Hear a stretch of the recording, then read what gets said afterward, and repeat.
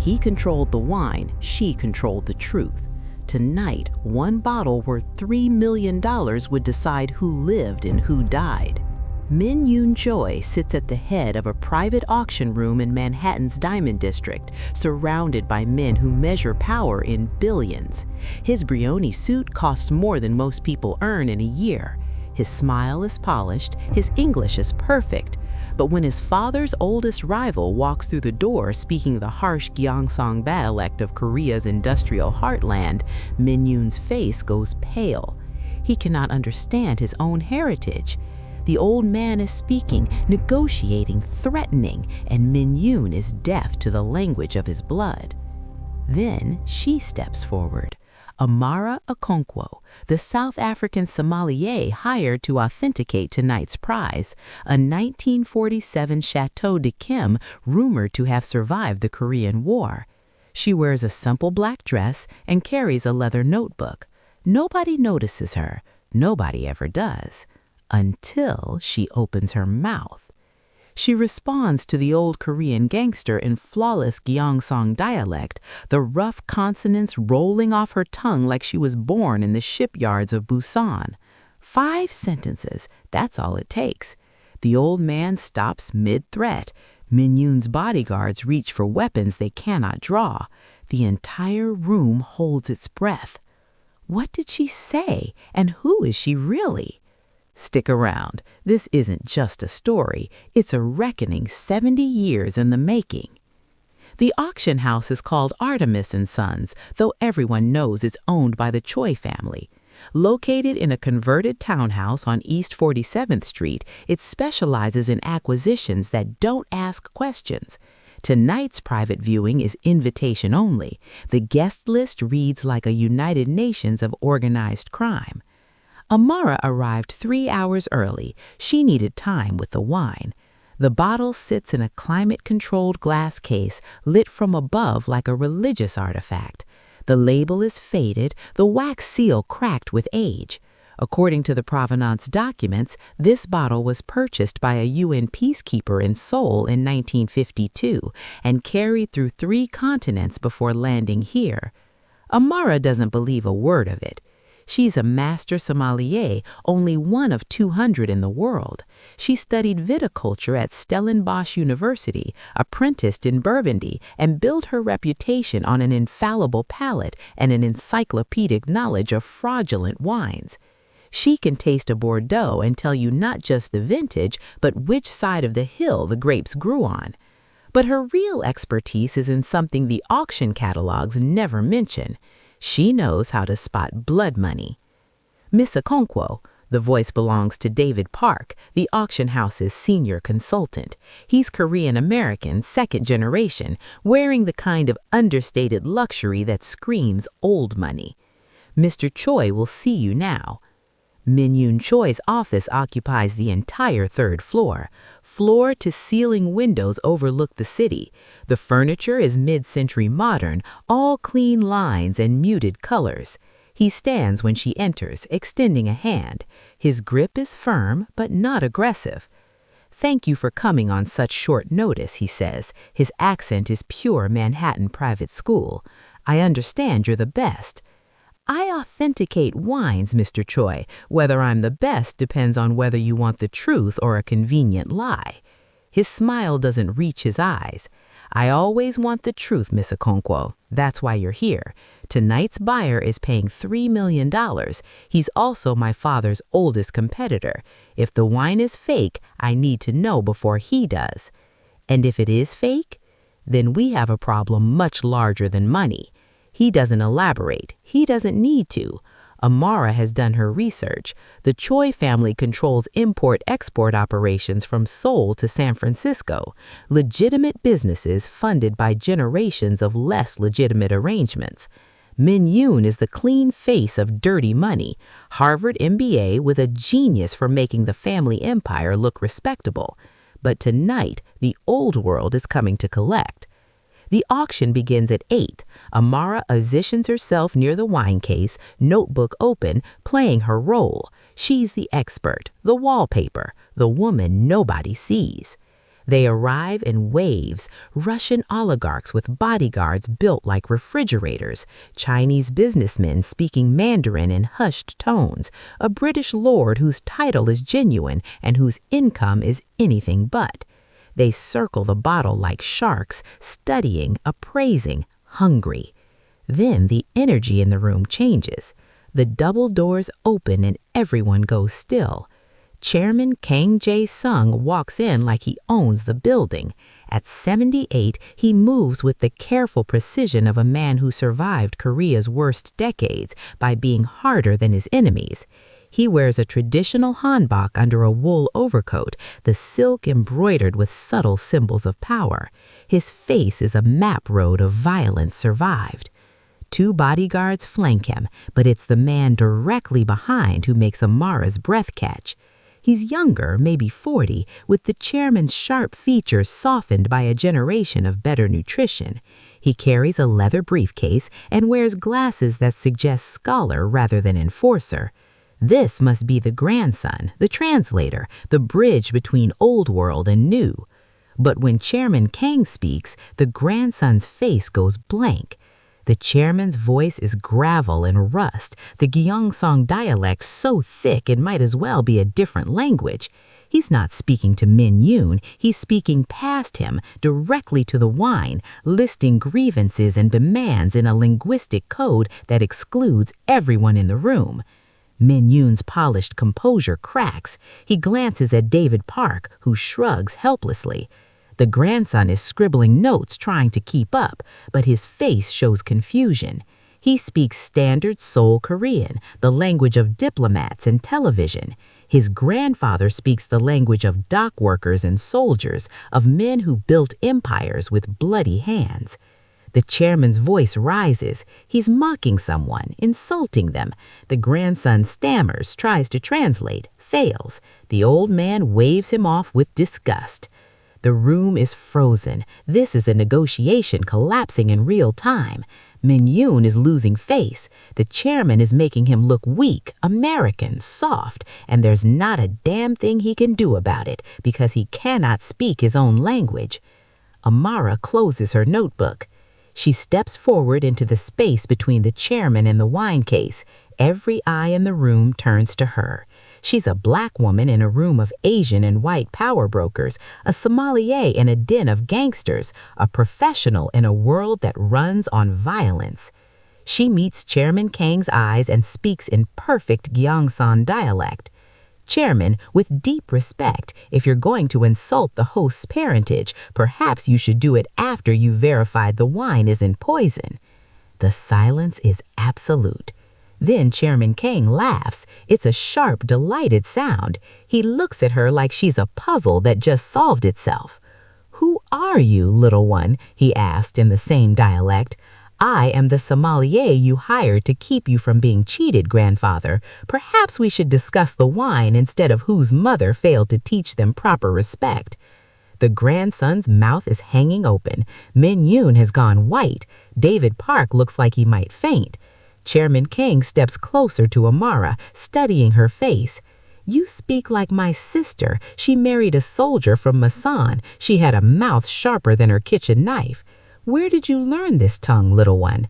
"From another soldier's wife, Chairman, a nurse who served in the war. She taught me that the old words carry more weight than new money." "And your name?" "Amara Okonkwo. My grandmother was Mercy Okonkwo. She served with the South African Field Ambulance Corps in Korea 1952 to 1953. The chairman's eyes flash with recognition. "I remember the African nurses. They saved my life when the Americans left me to die. Your grandmother was from this unit?" "She was, Chairman. She spoke often of the men she saved and the one she couldn't." The chairman nods slowly. He turns to his grandson and speaks in clipped standard Korean. "This woman has more honor in her tongue than you have in your entire Western education. She will translate for me tonight." The grandson looks humiliated. Min Yoon looks like he's trying to solve an equation that keeps changing, but no one dares object. Chairman Kang gestures to the wine case. Now, tell me about this bottle, granddaughter. Is it worth 3 million, or is young Mr. Choi trying to sell me expensive vinegar? Amara's grandmother died when she was 12, but the stories never faded. Mercy Okonkwo had been 23 when South Africa sent medical units to support UN forces in Korea. She arrived in Busan in the winter of 1952, assigned to a field hospital that treated South Korean soldiers and refugees.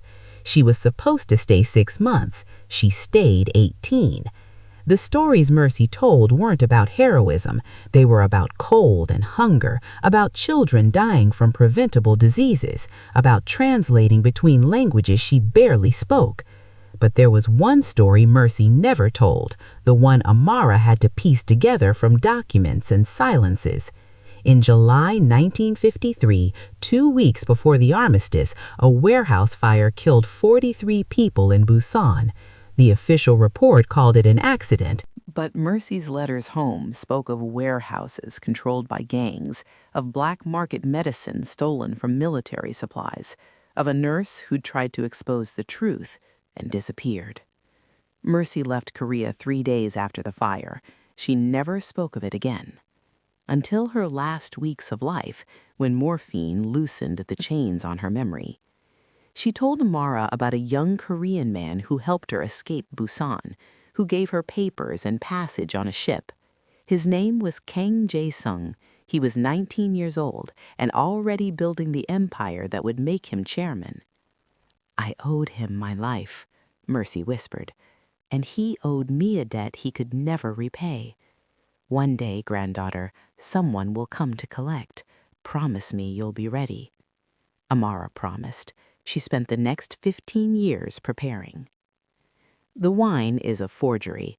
Amara knows within 30 seconds of examining the bottle under magnification. The glass is wrong. Pre-1950 Chateau d'Yquem used hand-blown bottles with specific irregularities. This bottle is too uniform, machine-made. The cork is authentic vintage, but shows signs of reinsertion. The wine itself, when she finally extracts a single drop for testing, has the chemical signature of a blend aged artificially. It's brilliant work. It would fool 99% of collectors, but Amara is the 1%. She makes notes in her leather book, her face carefully neutral. Around her, the auction proceeds. Min Jun is presenting documentation, pointing out provenance details. The other bidders are circling, smelling blood in the water. Chairman Kang sits in a leather armchair like a throne, watching everything. He hasn't taken his eyes off Amara since she spoke. But before Min Jun can finish his presentation, the chairman's phone rings. The room goes silent. No one calls Chairman Kang during business. No one dares. The old man answers, listens for exactly 10 seconds, then his face hardens to stone. He speaks 3 words in Gyeongsang dialect, sharp, commanding, final, and ends the call. He looks directly at Amara. "Translate for everyone, granddaughter. Tell them what I just learned." Amara's throat tightens. This wasn't part of any plan. "Chairman, I don't—" "You were in my office 3 days ago," Chairman Kang interrupts, still in the dialect. "My security chief just confirmed it. You accessed my private files. You photographed documents about the Busan warehouse fire of 1953. The temperature in the room drops 20 degrees. Min Jun is staring at her, betrayal written across his face. The bodyguards have their hands inside their jackets. David Park has gone gray. Amara doesn't move, doesn't blink. "I needed proof." "Of what?" the chairman demanded. "That you weren't there, that you didn't order the fire." She switches to English so everyone understands. 3 days ago, I broke into Chairman Kang's estate in Pyeongtaek. I found his personal journals from 1953. I needed to know if my grandmother was right about him. Min Jun steps forward, his voice dangerous. "You compromised our security. You could have gotten yourself killed." "I was willing to take that risk." "Why?" Chairman Kang asked, genuinely curious now. "Because my grandmother told me you were a good man trapped in a bad world. I needed to know if 70 years had changed that, if I was about to help a monster or someone worth saving. The chairman laughs, but there's no humor in it. And what did my journals tell you, little spy? That you were 19 when the fire happened, that you tried to stop it, that you helped my grandmother escape Busan because you knew she'd been investigating the medical supply theft, that you've carried the guilt for 43 deaths for 70 years, even though you didn't light the match. The room is electric with tension. This is information no one else has heard, information that could get Amara killed. And who did light the match? The chairman asked softly. Amara looks directly at Min Jun. Your grandfather, with the help of a young lieutenant who later became his most trusted advisor, a man named Park Dae-jung. Min Jun's face goes white. David's father, Amara confirms, who taught his son the family business, who is still very much alive and living in Seoul, running your father's pharmaceutical operations. The pieces are falling into place for everyone now. The forgery operation isn't just about wine, it's about protecting a conspiracy that's been running for 3 generations. Chairman Kang stands slowly. So, the question becomes, does young Mr. Choi know about his family's sins, or is he another innocent caught in his father's web? Every eye turns to Min Jun. His hands are trembling with rage, not fear, rage. I knew my grandfather was ruthless. I didn't know he was a mass murderer. And my father, he stops, jaw clenched. My father has been keeping me away from the Seoul operations for years. Now I know why. Convenient answer, one of the Russian buyers mutters.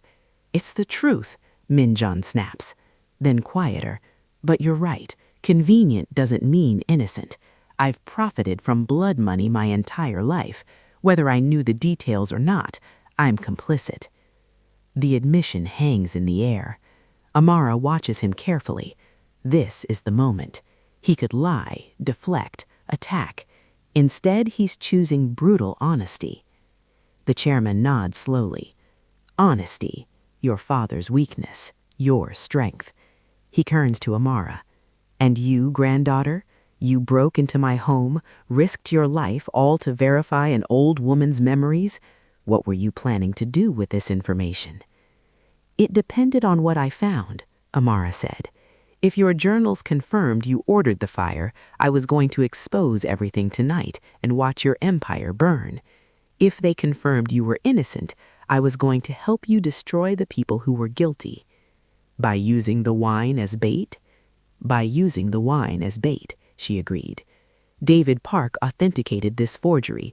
He's been authenticating forgeries for years. Tonight was supposed to be the night it all came out, but I didn't expect you'd already know I'd broken in. I've survived 70 years by knowing everything, but I let you come tonight anyway. I wanted to see what you'd do, if you'd run, if you'd lie, if you'd fight. And you fight like your grandmother. She once threatened to inject me with morphine if I didn't let me treat my wounds, told me she'd save my life whether I wanted it or not. He smiled at the memory. I see now why she chose you to carry her promise. The moment is broken by David Park's voice, shrill with panic. This is insane. You're all listening to a thief. She has no proof. The journals could be forgeries themselves. Shut up, David, Min Jun says quietly. But I said shut up. Min Jun pulls out his phone. I'm calling my father right now in front of everyone. He puts the call on speaker. It rings 4 times before a voice answers. The man sounds exactly like Min Jun, but older, harder. I told you not to call me during the auction. The auction is over, Father, Min Jun says. Chairman Kong knows about the wine. He knows about the forgeries. He knows about Busan. Silence on the other end. Then, where is David? Right here, sweating. Kill him. Kill the sommelier. Pay the chairman whatever he wants. Burn the auction house and collect the insurance. I'll have your cousin in Seoul ready to take over operations within 24 hours. The words are delivered with the casual efficiency of a man ordering dinner. Minjun's face is stone. No. Excuse me? I said no. I'm not killing anyone. I'm not covering this up. I'm calling the authorities. The voice on the phone turns to ice. Then you're signing your own death warrant. You'll be dead before morning. Your cousin will make sure of it. Let him try. You're just like your mother, weak, sentimental, American. My mother, Minjun says, his voice shaking, died because you put business before family. She died alone in a hospital while you were in Seoul covering up another scandal. So yes, I'm like her. I choose honor over blood money. I choose truth over family loyalty. And I choose to end this tonight. He ends the call. The room is silent except for David Park's ragged breathing. Chairman Kong is watching Minjun with something like respect. Your father will send people, professionals. I know. You'll need protection. I know that too. The chairman looks at his bodyguards, then at Minjun. My organization has been at war with the Choi family for 40 years, but tonight I think we have a common enemy, your father and his Seoul operation. You're offering an alliance? I'm offering revenge. Your father's people killed 43 innocents to protect a black market operation. They're still running that operation, still stealing medical supplies, letting sick people die. I want them ended. So do I, Minjun says. Then we work together. Chairman Kong extends his hand. My resources, your inside knowledge, and the sommelier's evidence, we bring them all down. Minjun stares at the offered hand. Taking it means betraying his entire family. It means siding with his father's oldest enemy. It means burning every bridge he's ever known. He shakes the chairman's hand. Good, Chairman Kong says. He looks at Amara. And you, granddaughter, your grandmother's debt is paid. You're free to walk away. Amara should leave. She's done what she came for. The truth is out, justice is happening. But she looks at the wine bottle, the beautiful lie, and thinks about all the other beautiful lies still out there, all the people still suffering because of the operations Minjun's family runs. I'm staying, she says. I want to see this through. Chairman Kong nods. Then we have a war council to plan. David, you have a choice. Testify against the Choi family and live, or stay silent and join them in prison. David Park is crying now, mascara running down his face. I'll testify. I'll tell you everything. Just don't kill me. We're not killers, Minjun says, but his eyes say otherwise. His eyes say he could be if pushed. That's when the lights go out. The auction house plunges into darkness. Emergency lights flicker on, casting everything in dim red. And in that red light, Amara sees the laser sights. 3 dots, one on Minjun's chest, one on Chairman Kong, one on her. Down, she screams. The glass windows explode inward. The sound is deafening. Bodies hit the floor. The Russian buyers are scrambling for cover. The British lord is under a table. David Park is screaming. But Minjun doesn't run. He's pulling Chairman Kong behind a marble column, his body shielding the old man. The chairman's bodyguards have their weapons out, returning fire at shadows. Amara is on the ground behind the wine case, her heart hammering. This isn't the FBI. This isn't law enforcement. This is Minjun's father cleaning house. She hears Korean being shouted from the shattered windows, not the dialect, standard Seoul Korean, professional soldiers following orders. We need to move, one of the chairman's bodyguards yells. There's a service exit through the kitchen. Go, Minjun shouts. They move as a unit. Chairman Kong, surprisingly spry, is half running, half being carried. Minjun has grabbed Amara's arm, pulling him along. The bodyguards are providing cover fire. They burst through the kitchen doors. The chefs are already gone, smart enough to evacuate at the first gunshot. The service exit is at the far end, past stainless steel counters and industrial ovens. They're 20 feet from freedom when a man steps out from behind the walk-in freezer. He's young, maybe 30, with Min Jun's sharp features. He's holding a pistol with a suppressor. "Hello, cousin," he says in perfect English. "Father said you'd try to run." Min Jun stops. "Sung-ho, did you really think you could betray the family and live?" Sung-ho's gun is steady, trained on Min Jun's heart. "I'm here to fix your mistake." "By killing me?" "By eliminating the weakness. Father's already on a plane to Beijing. I'm taking over New York operations, and you, cousin, are a loose end." Chairman Kong speaks up, his voice hard. "Your father is a coward who sends his nephew to do his killing." "My father is a realist," Sung-ho says. "He knows that in this business, family is only valuable if they're loyal. Min Jun chose the wrong side." "I chose honor," Min Jun says. "You chose a dead nurse's fantasy and a pretty wine expert." Sung-ho's eyes flicked to Amara. "How much did she pay you to betray us, or was it more personal?" "She didn't pay me anything. She showed me the truth." "The truth is that you're weak. The truth is that Uncle was right. You were never cut out for this business." Sung-ho's finger tightens on the trigger. "Goodbye, cousin." The gunshot is loud, even with the suppressor. But it doesn't come from Sung-ho's gun. The young man looks down at the red spreading across his shirt, confused. He drops his weapon, staggers, falls. Behind him stands David Park, holding one of the bodyguard's guns with shaking hands. "I'm so tired," David whispers, "of cleaning up other people's murders." He drops the gun and sits down hard on the kitchen floor, sobbing. They leave him there. The bodyguards check Sung-ho, he's alive, barely, and call for medical, but they're already moving again, out the service exit, into the alley where 2 black cars are waiting. "Get in," Chairman Kong orders. They pile into the vehicles. Amara finds herself in the back seat between Min Jun and one of the bodyguards. The car peels out, tires screaming. "Where are we going?" Min Jun asks. "My warehouse in Red Hook. It's secure. We regroup there." Amara's hands are shaking with adrenaline. "They tried to kill us." "They tried to kill the problem," Min Jun corrects. "We're the problem now.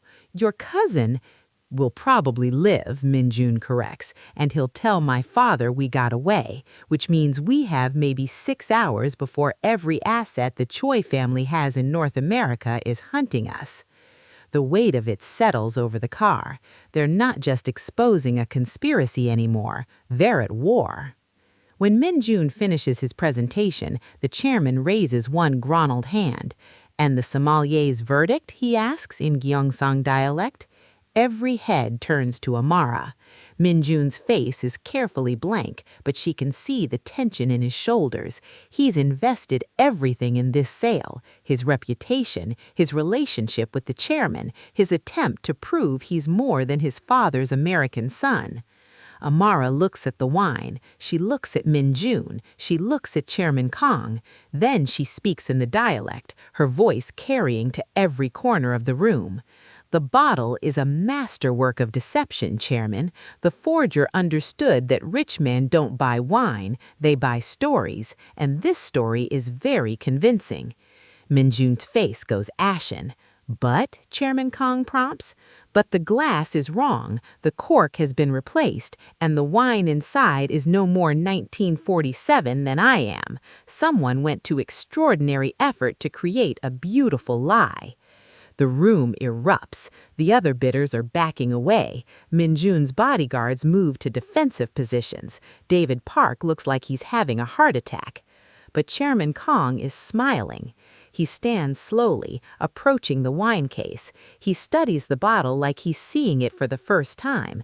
Then he turns to Min Jun and speaks in standard Korean, making sure everyone understands. "You tried to sell me fake wine for $3 million. You insult my intelligence. You insult my investment." Give me one reason why I shouldn't destroy everything you've built. Minjun's voice is steady, but Amara can see his hand shaking. Chairman Kang, I swear I didn't know. The provenance was verified. The seller is you, boy. You own this house. This is your auction, your reputation. Chairman, Amara interrupts in Gyeongsong dialect, may I speak? The old man's eyes narrow. You've already spoken, granddaughter. You've done your job. With respect, I've told you what the wine is. I haven't told you who made it. Now she has everyone's attention. Amara walks to the case and points to a specific detail on the label. The forger made one mistake. The ink used for the estate's signature contains a titanium white pigment that wasn't commercially available until 1968. I've only seen this specific formulation in wines from one source. She pulls a photograph from her notebook and holds it up. It shows a wine label, different vintage, but with the same telltale signature. This bottle was authenticated 5 years ago by David Park for a buyer in Seoul. The buyer was Min-jun Choi's father. The room goes dead silent. Min-jun spins to stare at David Park. What? David's face confirms everything. He's guilty, terrified, trapped. Amara continues, her voice hard. Your father has been running a forgery operation for years, selling fake high-end wines to collectors who trust the Choi name. He's been using this auction house as the laundering point, and tonight he set you up to sell a forgery to his oldest enemy. Why? Min-jun's voice is barely a whisper. Because you're the American son, the clean one, the one trying to make the business legitimate. Your father wants Chairman Kang to destroy you, to clear the way for your cousin in Seoul, the one who still respects the old ways. Chairman Kang looks at Min-jun with something almost like pity. Your father plays the long game, boy. He sacrifices his own son to eliminate a rival and strengthen the family. This is the old way. Min-jun is trembling with rage, not at the chairman, at his father, at David Park, at the trap that just closed around him. I need proof, Min-jun says. I need everything.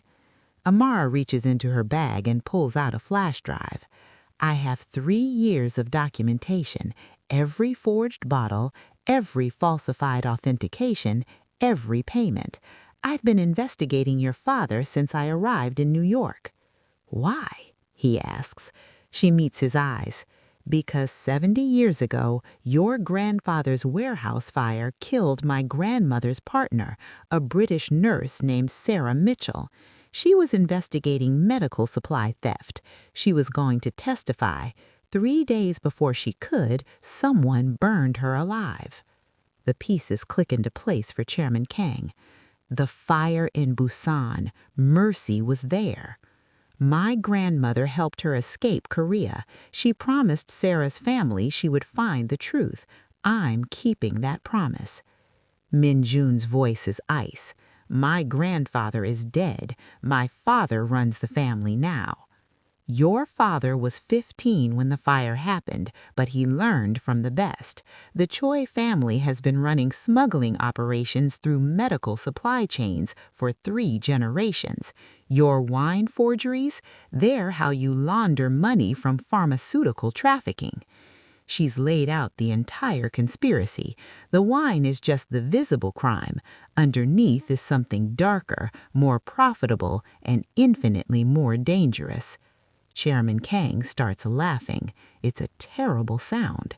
This is why I came tonight, he says in Gyeongsong dialect, looking at Amara. Not for wine.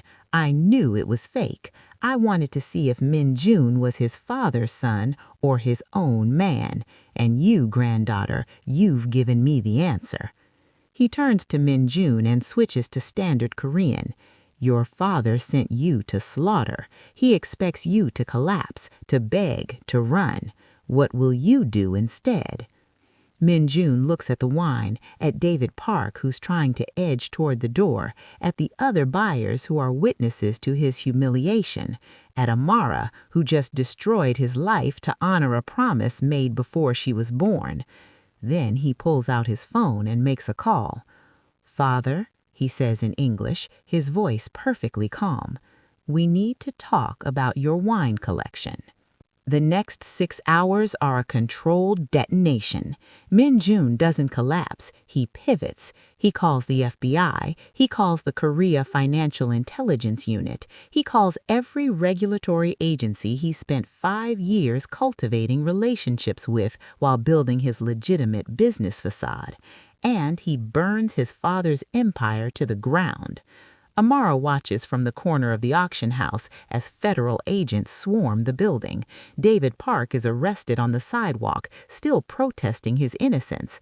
The servers containing the auction house records are seized. Min-jun's lawyers are already on site, carving out his immunity deal. Chairman Kang sits in his armchair, observing the chaos with the satisfaction of a man watching a well-played game conclude. "You knew," Amara says to him in Gyeongsang dialect. "You knew the wine was fake." "I knew the wine didn't matter," he replies. "I wanted to see if the boy had the spine to survive his own father. Your grandmother saved my life in 1952. Tonight, her granddaughter saved his. I didn't do this for him." "No, you did it for a dead nurse and a promise, but the result is the same. The Choi family civil war will destroy them from within. My organization will absorb what's left, and you, granddaughter, will go home satisfied." "Will I?" The chairman's smile is sharp. "You kept your grandmother's promise. The debt is paid, unless you want to collect something more." Amara looks across the room to where Min-jun is standing, coordinating with federal agents. His entire world is collapsing, but he's handling it with the precision of a surgeon removing a tumor. He could have run. He could have tried to cover it up. Instead, he chose to cut out the rot, even though it meant destroying his own family. "I don't want anything from him," Amara says. "Liar," Chairman Kang replies pleasantly. "You want the same thing he wants. Justice, clean books, a world where business doesn't require blood.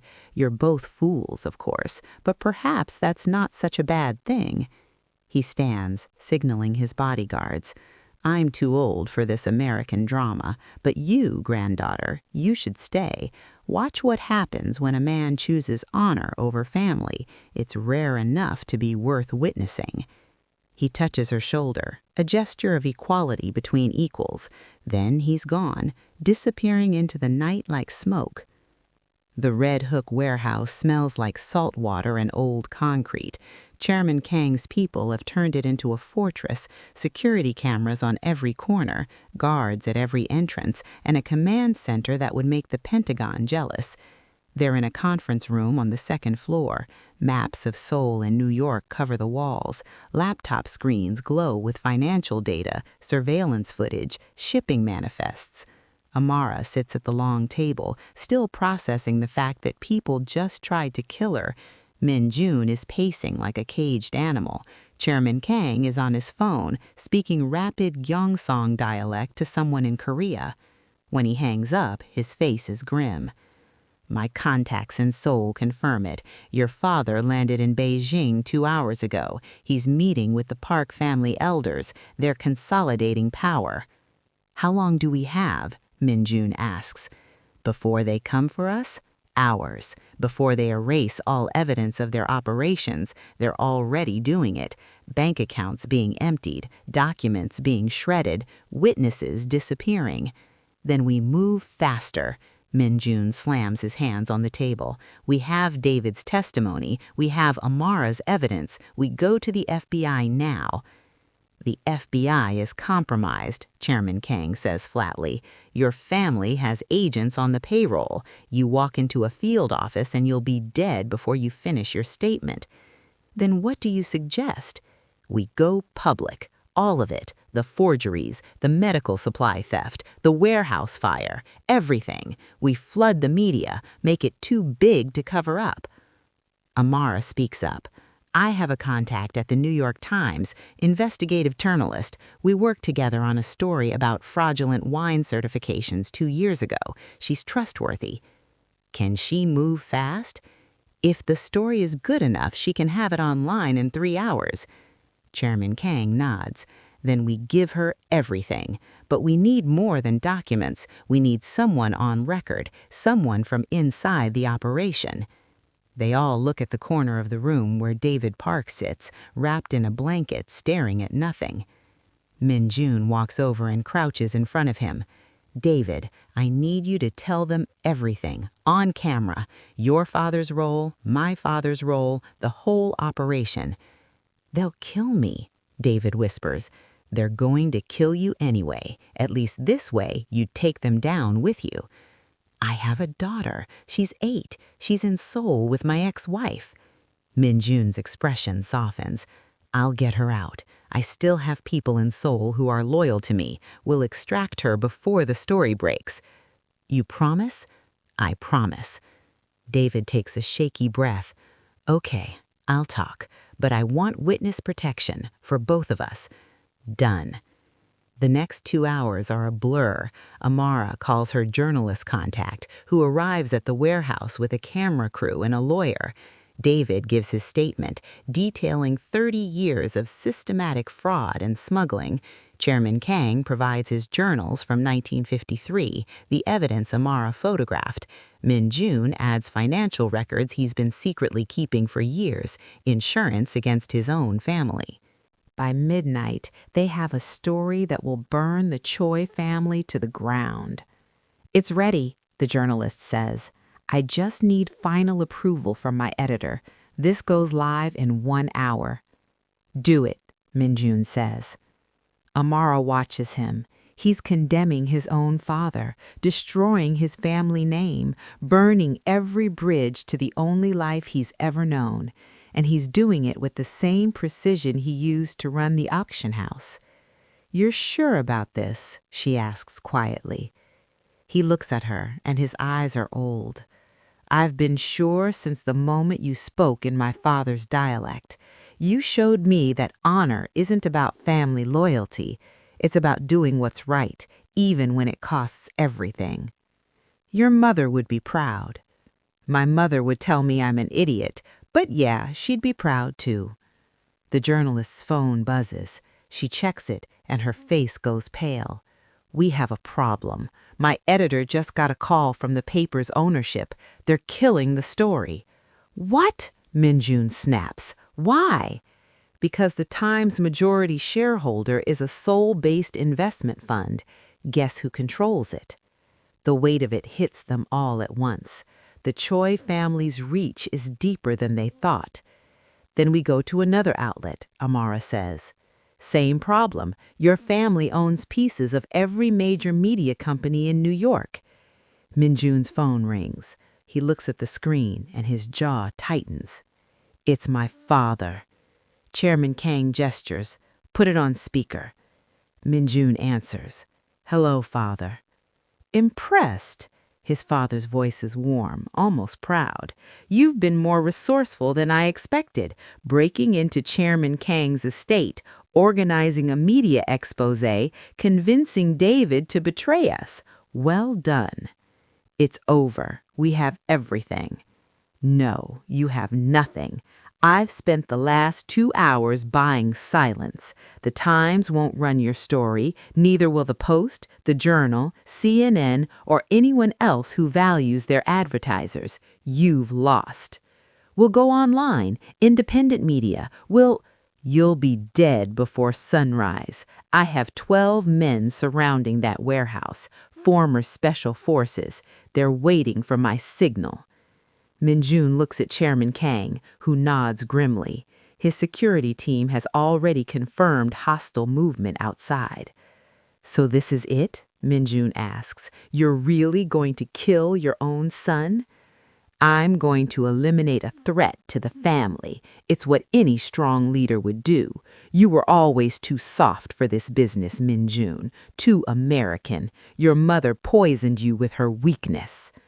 Something in Min-jun snaps. His voice goes cold.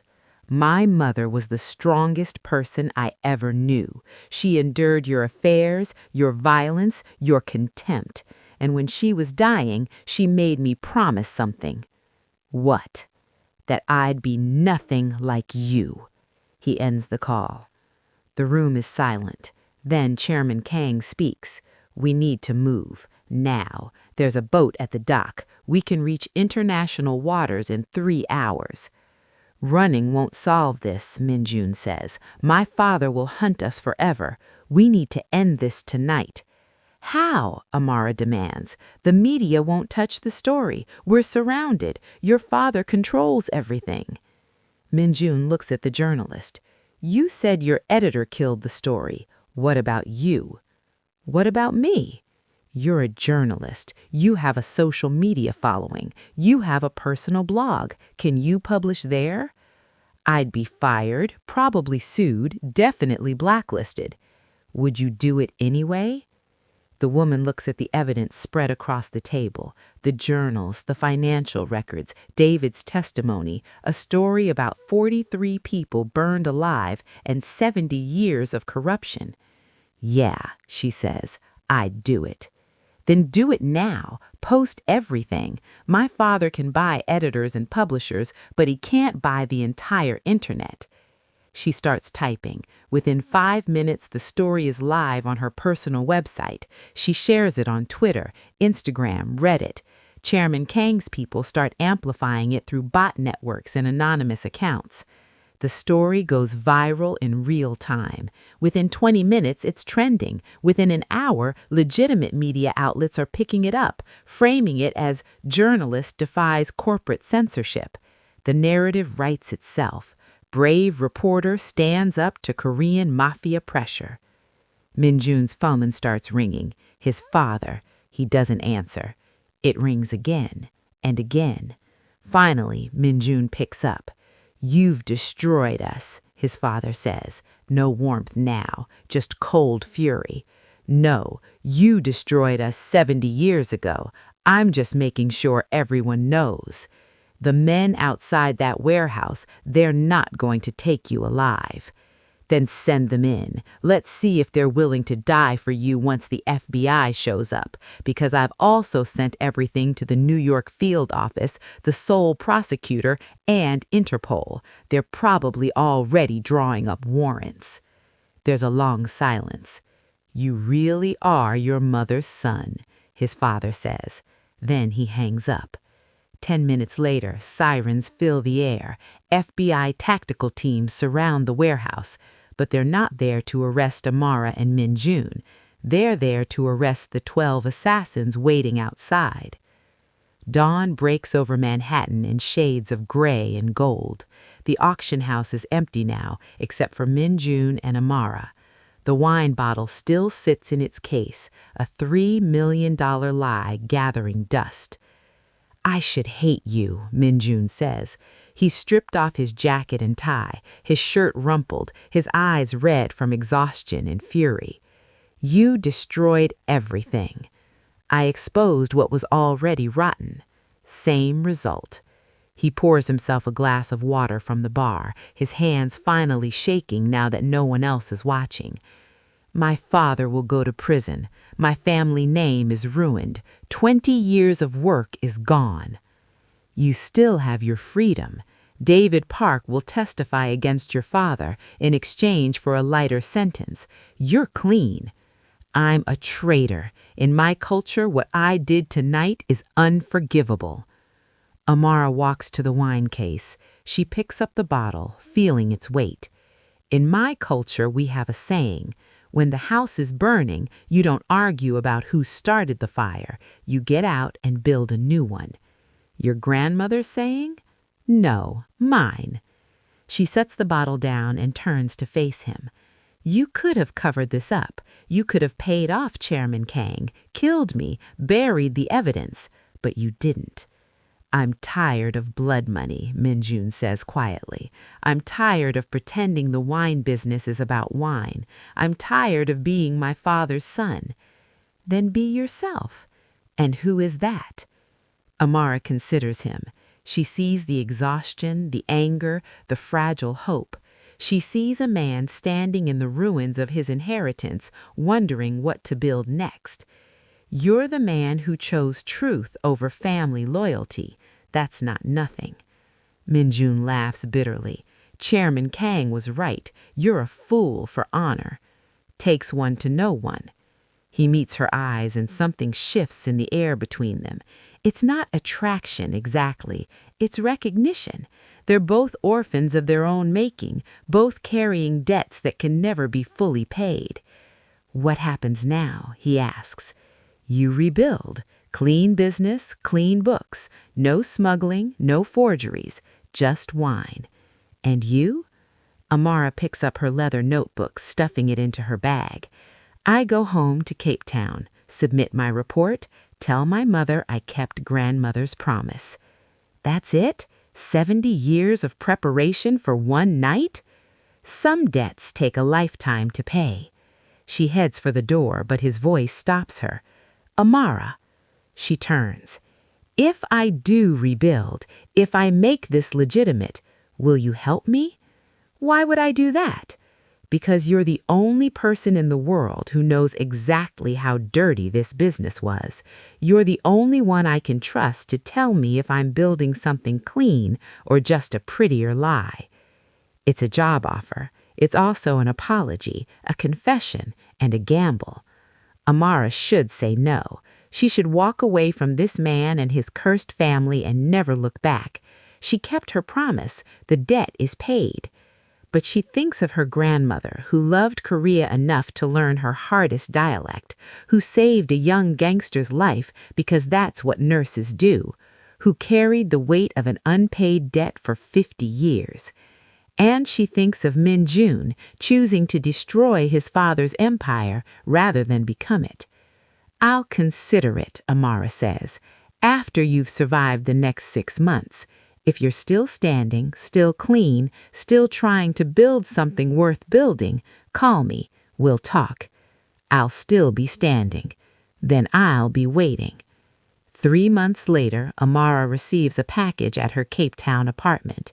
Inside is a bottle of wine, not the forgery from the auction, but something else, a 2019 Stellenbosch Cabernet from a small estate she knows well.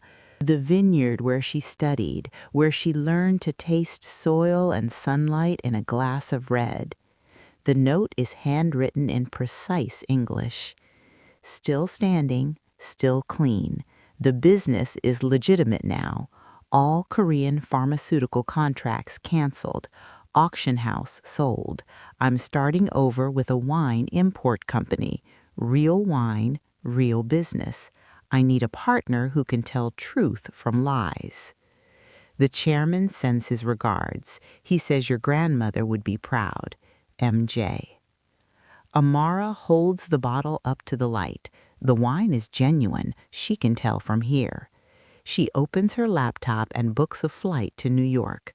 Some debts, she's learning, aren't meant to be paid once and forgotten. Some debts become partnerships. Some partnerships become something more. Her grandmother saved a gangster who became a chairman. 70 years later, his granddaughter saves a gangster who becomes something else entirely. The circle closes, the debt transforms, and Amara Okonkwo, master sommelier, keeper of promises, steps into a future her grandmother could never have imagined. She doesn't just get justice, she gets to build something new. In the language of wine, this is called blending, taking two distinct elements, seemingly incompatible, and creating something that transcends both. In the language of her grandmother's Korea, it's called inyon. Inyon, a connection spanning lifetimes, pulling two souls together across oceans and decades until a debt becomes a destiny. And just like that, Amara proved that some promises are worth keeping, even when they cost everything. She didn't just honor her grandmother's memory, she rewrote the future.